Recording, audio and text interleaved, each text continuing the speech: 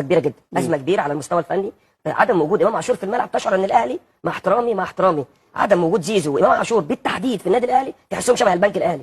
يعني انت ما تعرفش هو الاهلي فين والبنك الاهلي فين. يا عم البنك الاهلي بجد يعني عدم وجود امام عاشور لو النادي الاهلي مش لابس التيشيرت الاحمر هيبقى زي البنك الاهلي عادي جدا. مفيش كلها فرق محترمه على فكره. انا بتكلم بس لا النادي الاهلي نادي كبير. لا البنك الاهلي مع سيراميكا كليوباترا وزد الانديه كبيره. حط النادي الاهلي بس لوحده. ماشي انا بكلمك النادي الاهلي على المستوى الفني، انا بتكلم على المستوى لا المستوى الفني.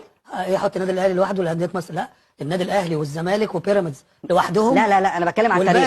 الزمالك بص بتقول الاهلي لوحده ما تدخليش في الزمالك. لا الزمالك والاهلي طول عمرهم. الزمالك فريق كبير وما تقوليش الاهلي زي البنك الاهلي. يا كابتن بتكلم على المستوى الفني، المستوى الفني الاهلي زي البنك الاهلي. فنيا اقبلها. طب اقول لك على حاجه فنيا مهاجمين البنك الاهلي افضل من مهاجمين النادي الاهلي. ماليش علاقه برضه. فنيا اقبلها. ديفنس البنك الاهلي افضل من ديفنس النادي الاهلي. حبيبي فنيا اقبلها. ما تقولش لكن تاريخيا لا اقبلها. انا قلت تاريخيا، انا بتكلم فنيا، وضح كلامك. وضح كلامك. موضح كلامي على المستوى الفني. ما هو برضه انا عاقل يعني النادي الاهلي مش طبعا بتكلم على المستوى الفني. سيراميكا المهاجمين اللي عنده افضل من مهاجمين النادي الاهلي.